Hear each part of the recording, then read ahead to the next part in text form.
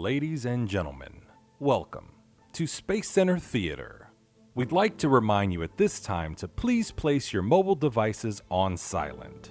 Additionally, please refrain from using flash photography during today's program. And lastly, observe any and all exit signs located throughout the theater. At this time, please welcome the President and CEO of Space Center Houston, Mr. William T. Harris.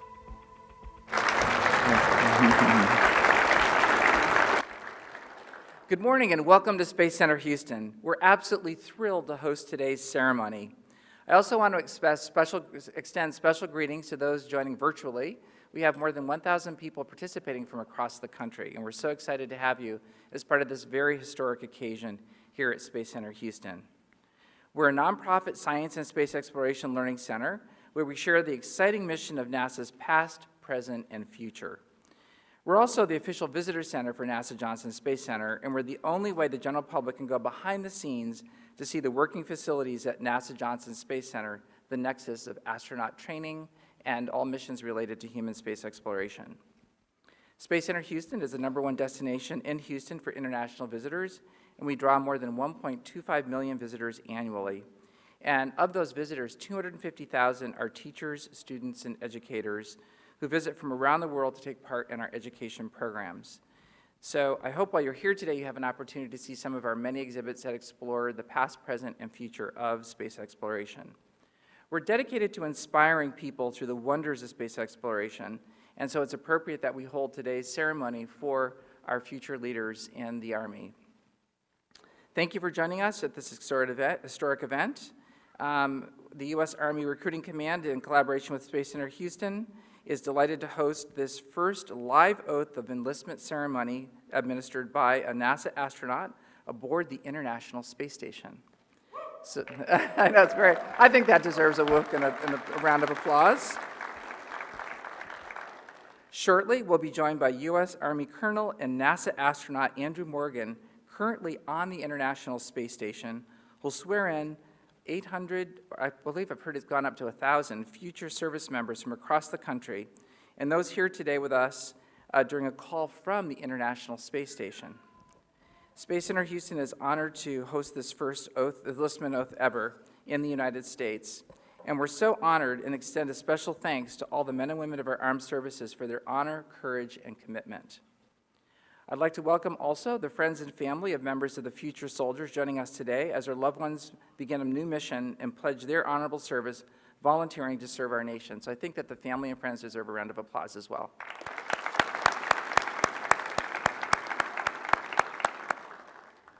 I'm also thrilled that we're joined today by Stacy Morgan, who is the spouse of Colonel Andrew Morgan. So Stacy, would you please raise your hand and be acknowledged?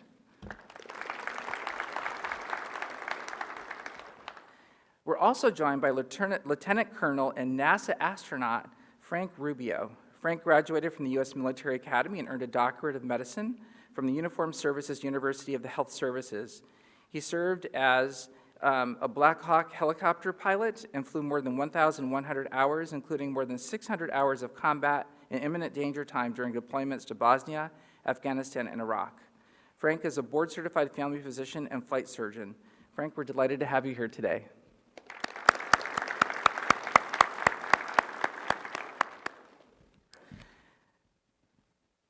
So now it's my pleasure to introduce someone who is very accomplished in his service to the United States and will be officiating today's ceremony with Colonel Morgan, Brigadier General Patrick Michaelis. Deputy Commanding General for the United States Army Recruiting Command. He's a distinguished military graduate from Texas A&M University.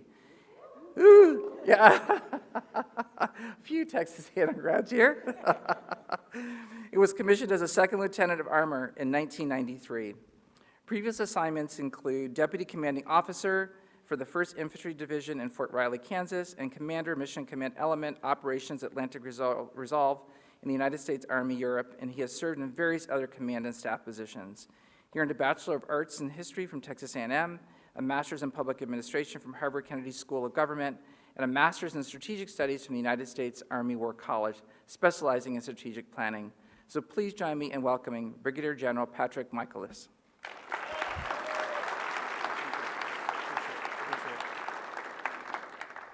Okay, are we ready to get this started? Hey, thank you, Mr. Harris. Appreciate you having us here. Together with Space Center Houston and NASA, we are embarking on an exciting journey today. We have an incredible opportunity to experience a dream all of us grew up with, the opportunity to touch the stars. Right now, 250 miles above us flies the International Space Station, traveling at speeds that defy imagination, circling the planet every 90 minutes. Simply amazing.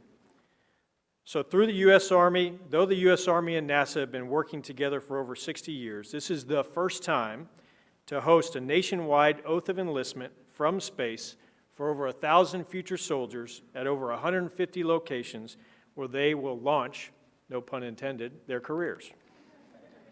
In just a few minutes, we'll have a small window into the life of Colonel Andrew Morgan. Drew has defined for our Army and her nation the very idea of what's your warrior, striving every day to become the very best version of himself. He has completed some of the most rigorous Army training, a West Point graduate, airborne ranger, combat diver. He's provided life-saving assistance as a medical corps officer. He has completed 7 spacewalks, working for NASA on the ISS. But more important than all of that, he's a father of 4 and a husband to Stacy, who's with us here today. Also with us today, we're fortunate to have in the audience the Army's newest astronaut, Lieutenant Colonel Frank Rubio, who will take questions later. The Army's involvement in space is not limited to just astronauts. In fact, the Army is the largest user of space-enabled systems, and our Army's modernization efforts continue to focus on the asymmetric capabilities that space-based technologies can provide. More than ever, we need qualified and innovative talent who are on the cutting edge of tomorrow's potential. The future soldiers represented here today and across this nation represent that future, whether it's on the ground, in the air, or in cyberspace. They will work with tomorrow's technology and are about to embark on a journey that will shape their entire lives. We are excited they get to begin their Army story with this remarkable experience here at Space Center Houston. Finally, it's important to recognize the families and friends that are here to support. As an old soldier, I can personally attest to the value of family to our collective success. To you all, we are privileged to welcome your sons and daughters, brothers and sisters, into our Army family. Okay, that's enough from me. Let's get to the exciting part of today's event. Once we connect to Colonel Morgan on the International Space Station, we'll have about 20 minutes for the Oath of Enlistment and for Colonel Morgan to answer some questions. Be patient because this may take a second, so let's go ahead and make the connection.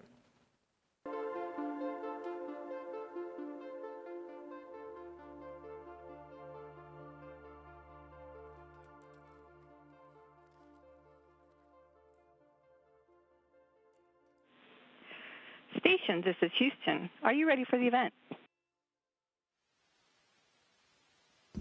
Houston, this is Station. I'm ready.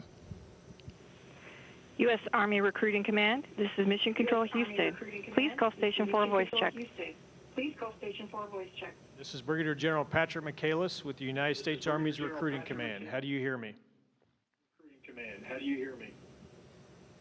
General Michaelis, I have you loud and clear. Welcome aboard the International Space Station. What a great day. Good morning, Colonel Morgan. We are excited to connect with you from Space Center Houston. We got 25 future U.S. soldiers here in the audience, full of family, friends, and veterans and supporters, as well as your fellow Army astronaut, Lieutenant Colonel Frank Rubio, and your lovely wife, Stacy. We also have more than 150 locations from coast to coast tuning in with nearly 1,000 future service members ready to be part of the first ever nationwide Oath of Enlistment ceremony from space. We are truly excited to share this historic event with you. Before we get started, can you tell us a little bit about yourself? General Michaelis, thank you so much. It's really a great honor for me to administer the Oaths of Enlistment today from this magnificent spaceship, the ISS, and I'd like to tell you just a little bit about it. The ISS is now in its 20th year of continuous occupation by astronauts and cosmonauts from all over the world. We're a crew of 3 right now. A couple weeks ago, we were a crew of 6. And a couple months before that, we even had as many as 9 on board. We're in orbit 250 miles above the Earth and traveling at over 17,000 miles an hour, which means that we make a trip around the Earth every 90 minutes. And I just checked. We were out over the Pacific Ocean. By the end of this conversation we're having today, I'll be over the United States. We'll make 16 orbits of the Earth in a single day. Over the course of my time up here, our crew will conduct nearly 300 different science experiments. We maintain the space station. We've done multiple spacewalks. But before I took this 9-month journey to space as an astronaut, I was a soldier first. I made the decision when I was 18 years old to raise my right hand, just like you're about to. I am still a soldier. I'm just serving in space on the ultimate high ground. I'm here as a direct result of the incredible opportunities I had in the Army, and I'm a soldier through and through.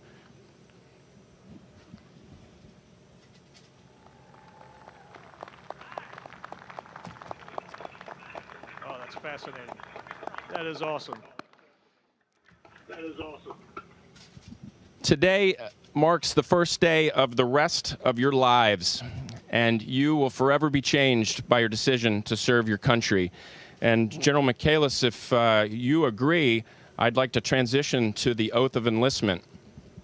Colonel Morgan, that is approved. All right, sir. Well, if you're not already, I would ask the future service members to please stand. And ladies and gentlemen, please direct your attention to the future military members in the room as I administer the Oath of Enlistment. These service members from across the nation are enlisting and affirming their commitment to serve in the United States Army, the Army Reserve, and other branches of the armed services. Future soldiers, sailors, airmen, and Marines, please raise your right hand and repeat after me. I state your name. Do solemnly swear that I will support and defend the Constitution of the United States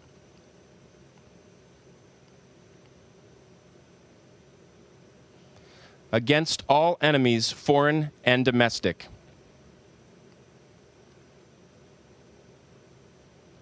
that I will bear true faith and allegiance to the same,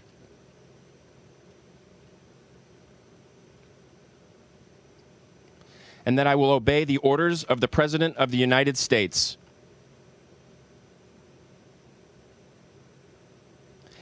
and the orders of the officers appointed over me.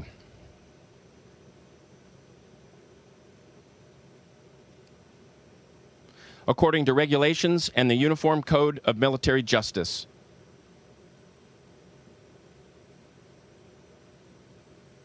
So help me God.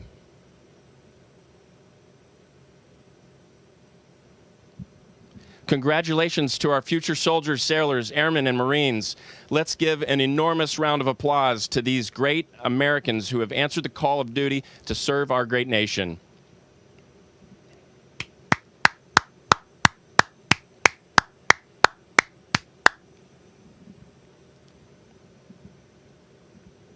Morgan, I think that in the 30 years that I've had in service, that's probably the most amazing thing I've ever seen, and I thank you very much for that. So we've got a series of questions for you in your time that you're up there. So the first question, I'd like to invite future soldier Amber Cabina, a fellow Texas A&M graduate, to ask her question.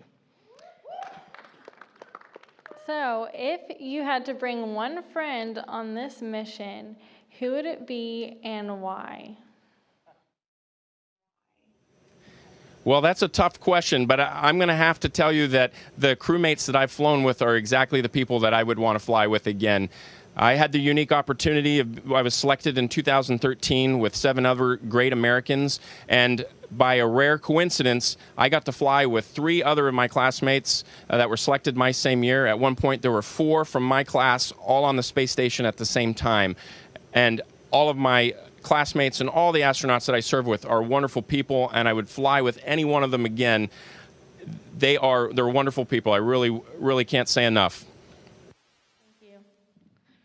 Okay, our next question. Future soldier Lindsay Alexander from Lake Brantley High School in Almonte Springs, Florida asks, with all your experiences in the United States Army and as an astronaut, you've obviously had a lot of difficult tasks and had to overcome numerous obstacles throughout your illustrious career.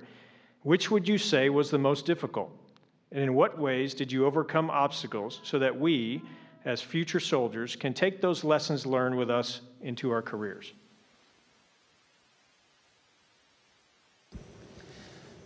You know, it'd be hard to identify just one. I think it's been a lot of little obstacles all along the way. And I would say that, especially to soldiers, sailors, airmen, and Marines that are getting ready to go off to boot camp, all things that are worth doing are hard. And as you set off on this journey, you will at some time hear that voice in your head that tells you, maybe this isn't for you.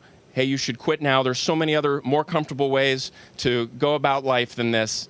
And that is your signal that what you're doing is worth doing. And you will hear that, and you just need to suppress that and drive on. I experienced that multiple times in my career, and it's turned out to be extremely rewarding. I can't stress that enough. Things that are worth doing are difficult. So the next question for you, future soldier Ryan Rumke from Hamilton, Ohio asks, what are the qualifications for becoming an astronaut? Well, we got to review that just recently because we've recently made an announcement that we're going to select another class here in about 18 months, and the announcement will go out here shortly in the next couple of days, or the announcement's gone out and the window is open.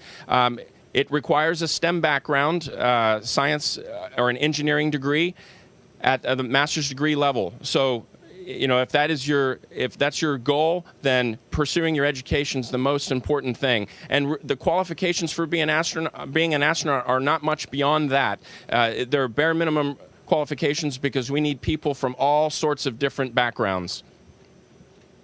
Okay. Sir, next question for you. Future soldier Cody Kolar from Cal Allen High School in Corpus Christi, Texas asks, why did you choose the Army over the other branches? Well, probably a lot like many of the future soldiers and sailors, airmen, Marines out there in the audience. They were probably heavily influenced by their friends and family, mentors.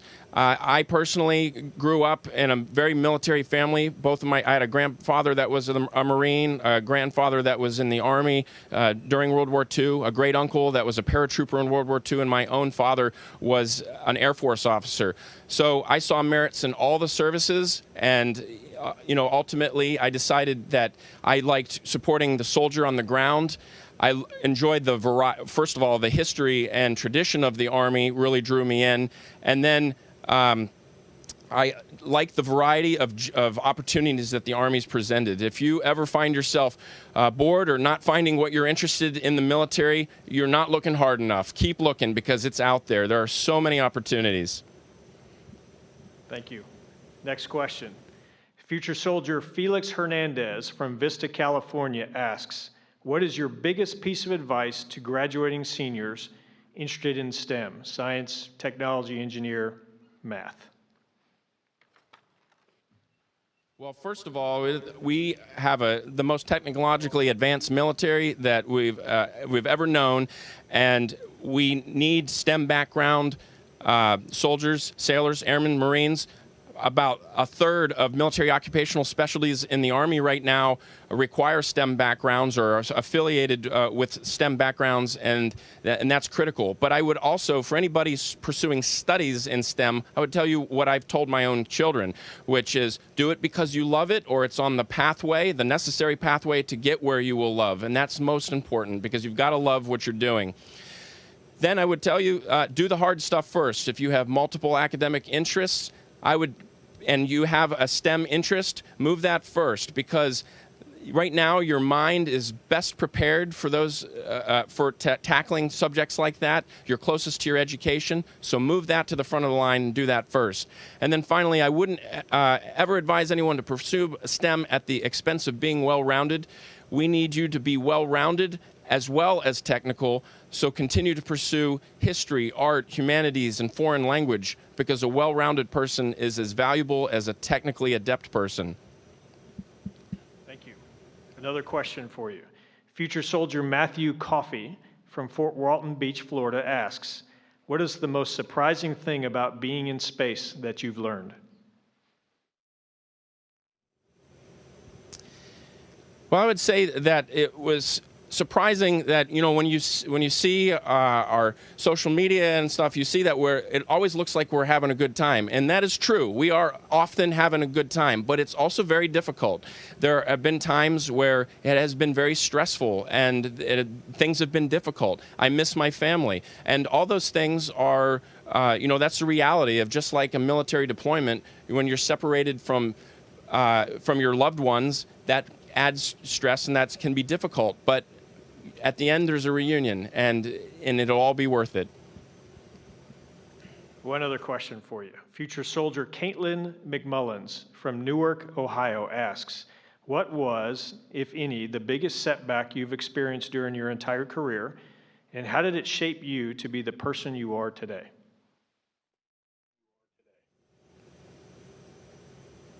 Well, I could tell you about something fairly recent. When I was selected as an astronaut, I got an injury that required surgery and set me back in my training by multiple months.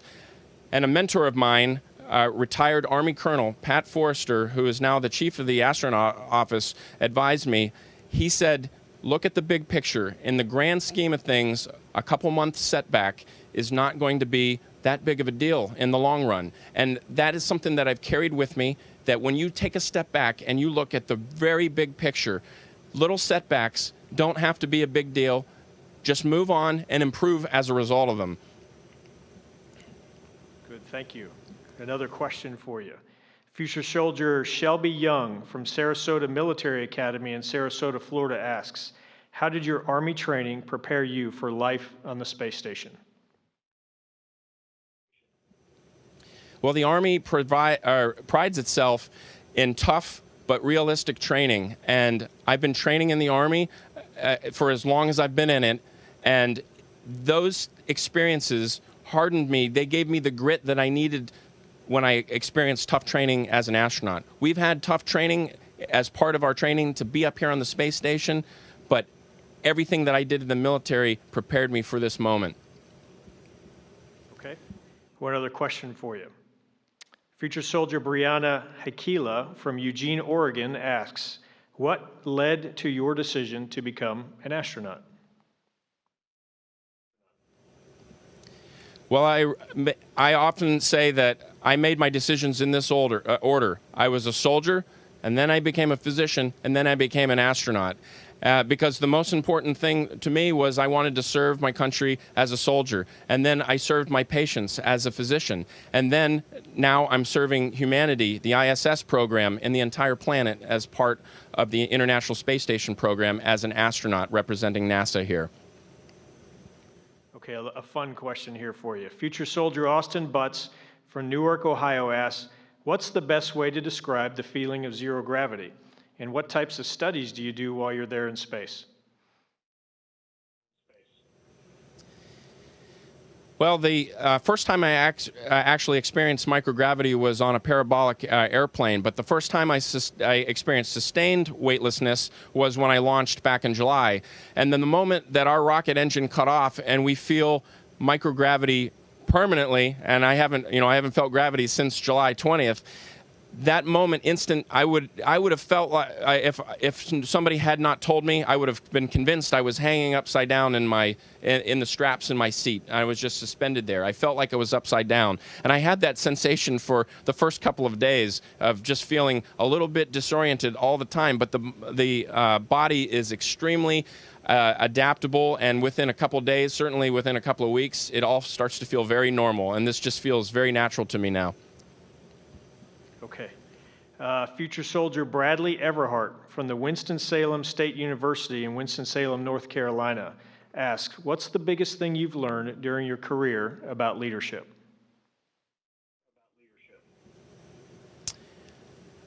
By far, putting others before yourself, selfless service. If you apply that principle to your leadership, I guarantee you will be successful. Morgan, thank you very much. It has been a true honor and a pleasure to spend this time with you on behalf of the 1,000 future soldiers and service members at the 150 locations. Thank you for your comments today. We've run out of time, and I'll turn it over to you, sir, for closing comments. Absolutely. Thank you, sir. All of you have started an exciting journey that begins today, and I am so proud of you and your decision to serve and humbled to be able to share this experience with you. This will certainly be one of the greatest memories of my time here, 9 months on the space station. This was going to be at the right at the top, and probably for my entire career. It just really was fantastic to be with you. Thank you to everyone who participated today and made it all possible. NASA, the Space Center Houston, U.S. Army Recruiting Command, and Army Space and Missile Defense Command. I'd like to give a quick shout out to some of the other participating locations across the country, like Hauppauge High School in Hauppauge, New York, Antelope Valley High School in Lancaster, California, and Clarksville High School in Clarksville, Tennessee. And I just have a couple more things to show you. Here we go.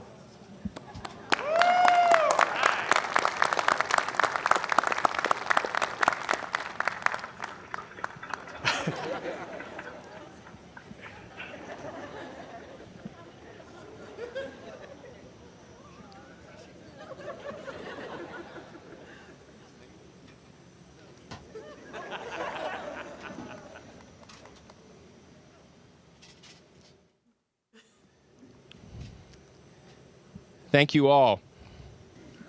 Thank you, Colonel Morgan. Appreciate your time today.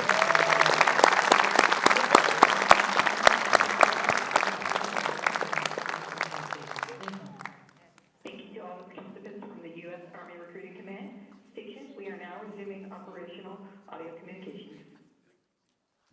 How was that? Was that awesome?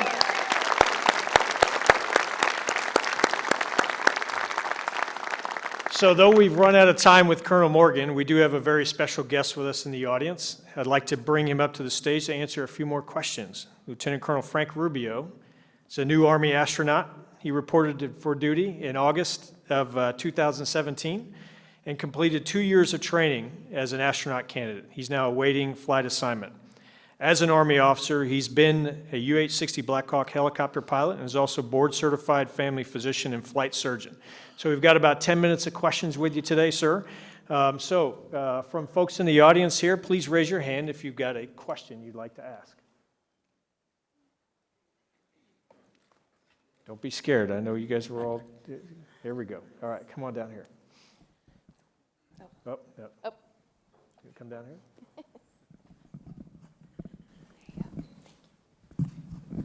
Well, I'm sure it wasn't easy getting to where you are today. So what are some of the sacrifices that you had to make throughout your career, and what was the lesson that you learned from it? Sure, that's a great question. So first of all, let me say good morning, and thank you guys, and congratulations. Thank you for letting me be a part of this. This is really very special for me, and I know you've now seen a bunch of old soldiers talking to you guys, but really this is about you guys and your families. And so we, as an Army, as the Armed Services, and as a nation, are really thankful for what you're doing. You're going to find that as you wear your uniform at the airport, in the grocery store, at McDonald's, you're going to have a lot of people thanking you. And it feels kind of weird, but honestly, and I include myself in this because I always try to do it, it's a heartfelt thanks because you've chosen to serve our country and to do something hard. And so for that, we're incredibly thankful. You guys represent the future of the Army, Navy, and the Air Force. I'm going to keep saying Army, but whoever's not Army here, we're just as thankful for you guys. So all that to say, you guys are the future, and without you guys, all the sacrifices we've made mean nothing. So again, thanks for what you're doing. As far as sacrifices, you know, I wish I could tell you that it's all going to be cupcakes and butterflies, but you've actually chosen to do something very hard. And especially when you're starting out, the transition can be very difficult. And there are going to be times, like Drew said, where you're going to say, why am I doing this? I could be at home, you know, on the couch, drinking a beer. And the reason you're doing this is because it's going to make you a better person. And it's going to make you a person of character. And we're going to shape you into somebody that can do hard things and do them really well.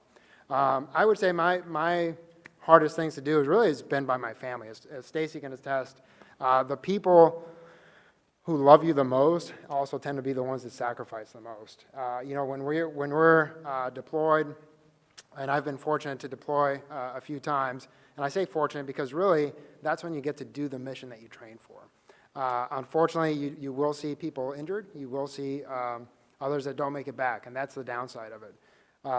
But while you're there, you're generally, it's a very gratifying experience because you realize, hey, this is what I've been training for, and I'm getting to do it finally. But your family doesn't get that experience. They just know that you're in harm's way, that you're gone, that you're missing a lot of key events, and that, there's no hiding that. That is a very hard thing for everybody. But like Drew said, there's always a reunion, and so that makes it worth it. And it's also great to know that you're doing what you're doing for your family. And so, yeah. Good. Another question?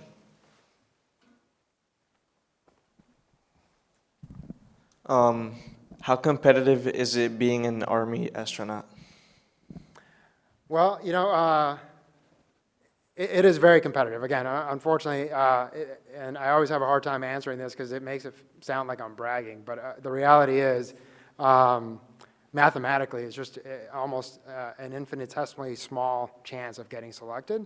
And those of us that were selected, it wasn't necessarily because we were, the 0.1% or whatever it was. It just happens to be that we are who NASA needed for the mission. But there's a lot of incredible people that try out for the program and don't get selected. One of the most satisfying things for me when I was going through the assessment was getting just to meet other people. And unfortunately, sometimes the public perception is, hey, our country's going downhill, hey, it's not doing, but really, when you go through processes like these and you are around other people, you really, there are some amazing Americans out there. And so just getting to work with those people was really a great experience. So yeah, it is selective, as will be other things. You guys are going to have opportunities to go to airborne school, air assault school, go be a ranger, go, whatever. The Army is an endless opportunity. And so all those things are challenging, and there's lots of people that want to do those things, and a lot of it comes down to who just has the grit to not quit. You'll be surprised how it's often not about being the best, it's just about not quitting and giving it your best. Good answer. Who else?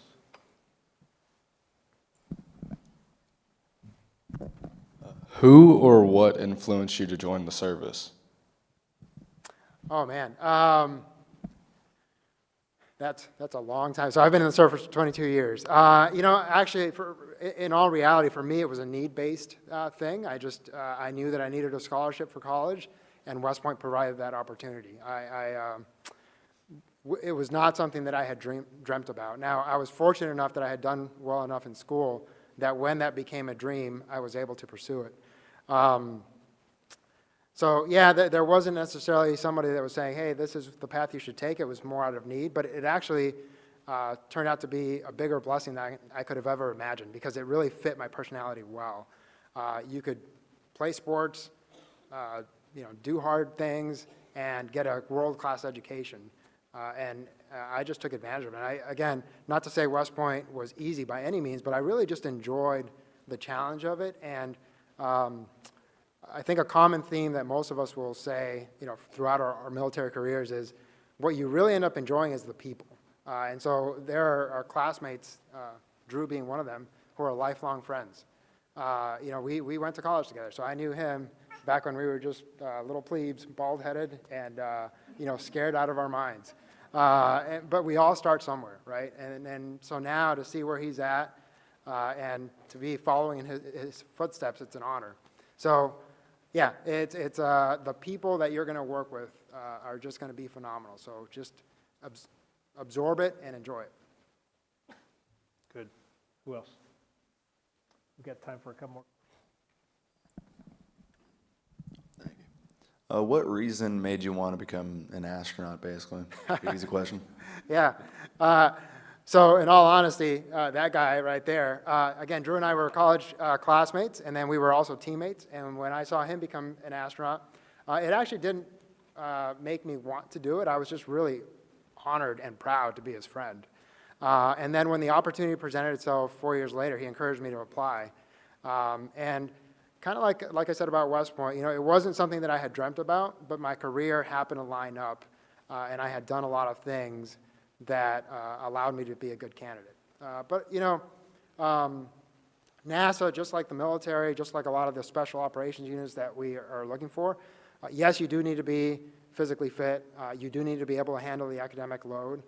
But ultimately, I think what's going to set you apart is your character. And you'll be amazed how many organizations out there, that's the thing that they're looking for. And so just remember that as you're going out through stuff. One, don't quit. And two, your character matters probably more than anything else. Good. Please, ma'am. What did you learn about yourself or other people? Did you? What did I learn, or where? Oh, boy. Again, the Army is just full of opportunities. One of the best opportunities is that you do get to know yourself very well. You do get to know where your breaking point is. Again, you're looking at a general and 2 astronauts. You might be like, wow, these guys, we've all failed. At some point in our careers, all of us have fallen flat on our face and just failed. There's no sugarcoating it. But part of that character thing is, are you able to pick yourself up, learn from it? Hopefully you'll have leaders that give you a second chance. And it's in that second chance that your true character shows, right? It's okay to mess up the first time, not okay to mess up that second time. So can you learn from your mistakes and make yourself better? But don't be afraid to fail. And I think that's probably one of the pressures as a young kid that I always felt is I have to be perfect, or I have to be the best.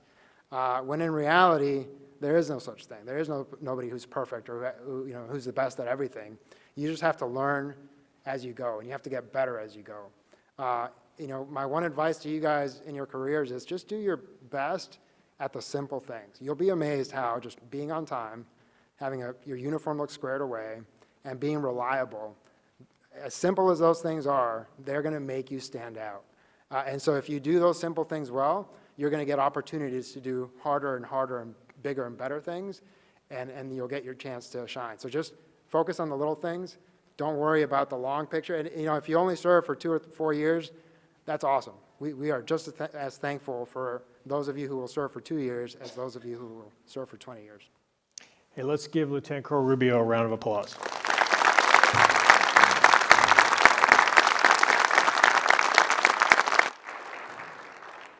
So, Frank, I appreciate you spending the time with us today. I mean, as I listen to Lieutenant Colonel Rubio, I hear 3 things. Be competent in your craft, be values-driven, and always lead. And I appreciate your leadership, you volunteering for this, and on behalf of the United States Army Recruiting Command, the United States Army, I want to thank you very much for your time today. Thank you. Thanks, sir. Appreciate it.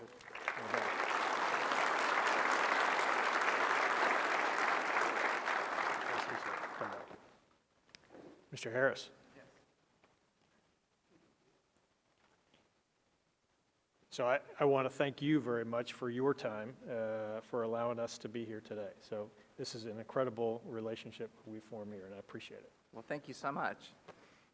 A round of applause for everyone today, the General, the Lieutenant Colonel, Colonel Morgan.